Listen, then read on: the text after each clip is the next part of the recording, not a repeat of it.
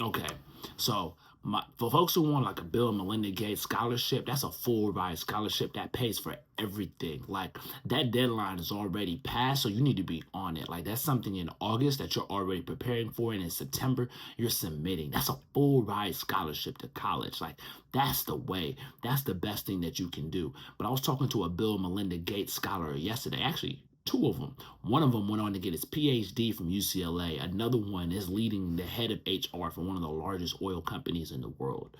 So these people are already bred for success because they decided to be successful. One went to Westchester High, one went to Inglewood High School. So they're not coming out of superstar prep schools. They're coming out of schools that are regular Los Angeles Unified School District schools. My niece goes to Westchester. All right, like I got young men that I meet all the time who have gone to Inglewood and have graduated and done great things in their life. Like these are some of my closest friends. I came out of Crenshaw High, South LA, and we were all talking about how we went to UCLA and didn't pay for it.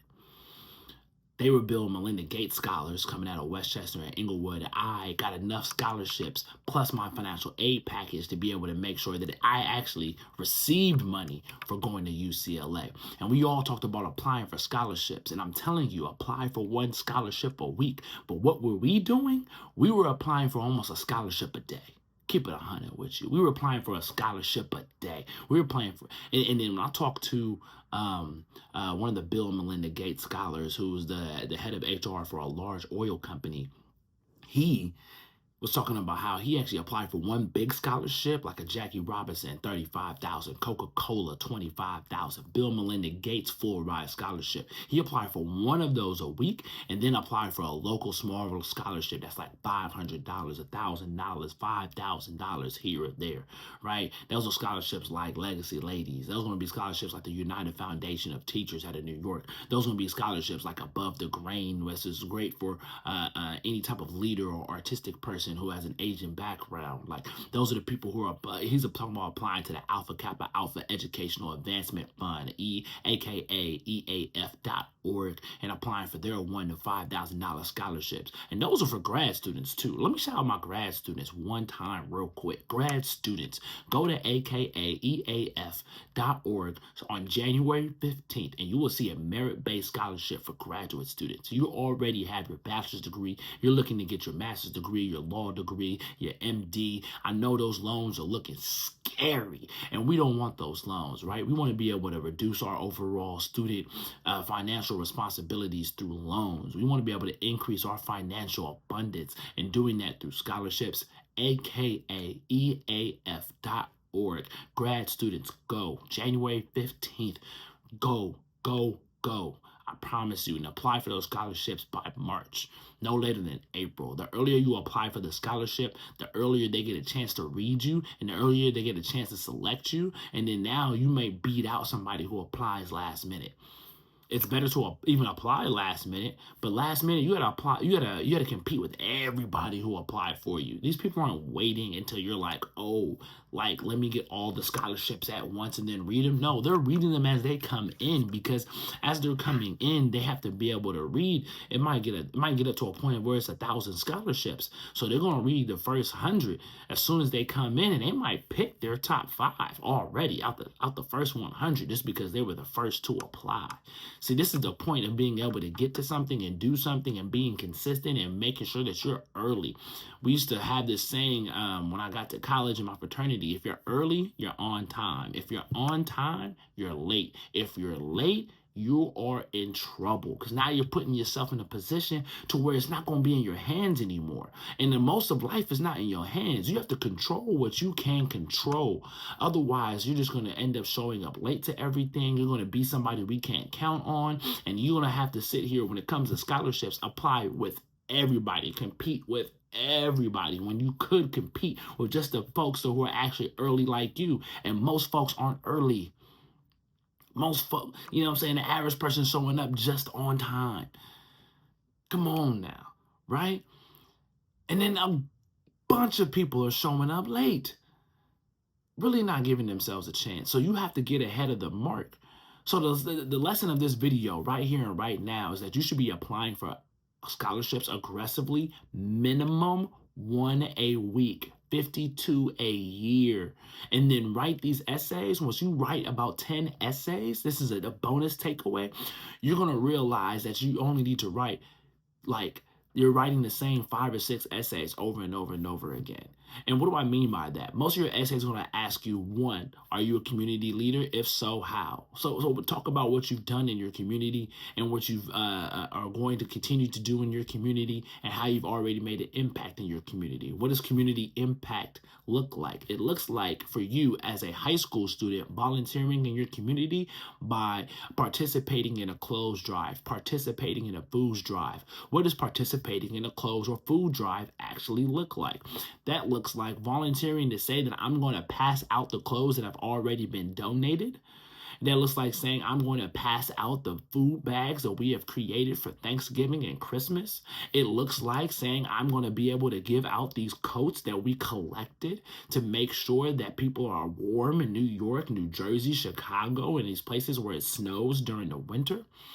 It looks like you have flyers and you're going around with boxes that you've made with your colleagues and friends, right? And you're going around to different places in your school and different classrooms and putting down a box to say, put the food inside here, put the clothes inside here, put the jackets inside here. And you're helping to collect those jackets, clothes, or food, and you're taking that to the shelter where you're giving them away.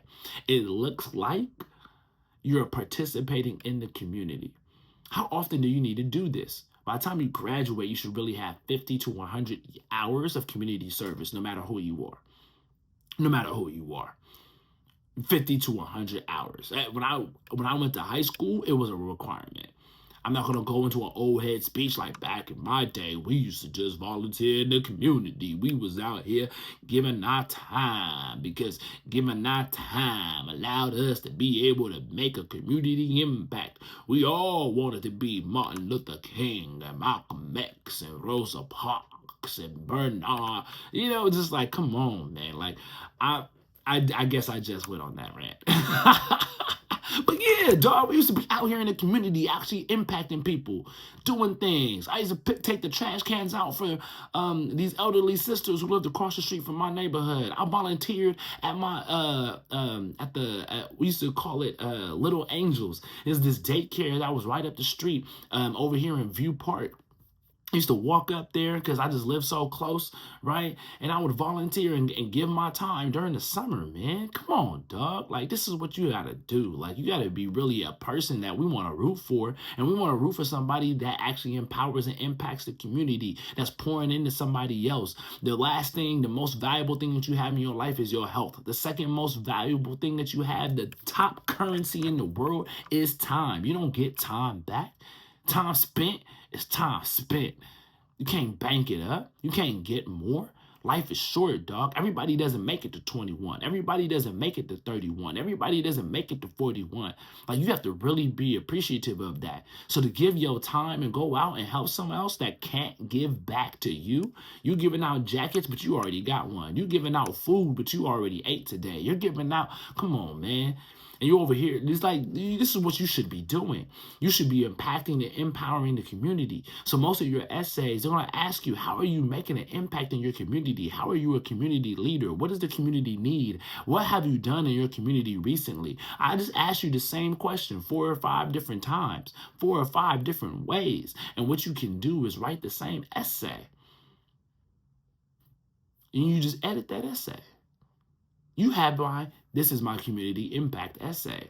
Make it 750 words. And then hop on ChatGPT and say, ChatGPT, make this 250. Hop on ChatGPT and say, oh, make this 500 words. That's it. And then they will ask you more and more questions like leadership. How are you a leader in school? What's your story as an American? What do you plan to do when you get to college? Look at this historical person who made an impact.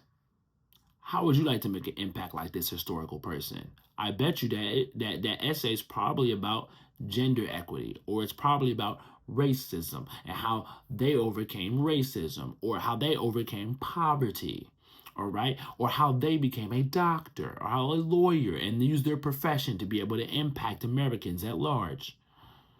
It's about 10 standard essays, but I just gave you one, probably the most critical one, which is your community impact, right? The next thing that I want you to think about is how can you write an essay that talks about leadership? How can you write an essay that talks about your academic benefits and your academic development? This is what you need to do. This is how you make the essays already there. And you use ChatGPT to say, you write a 750 words. And then this way, when you get to the essay prompts, you'll see they usually ask for anywhere from 250 to 1,000 words. And ChatGPT can help you expand or reduce that essay. Cheat code.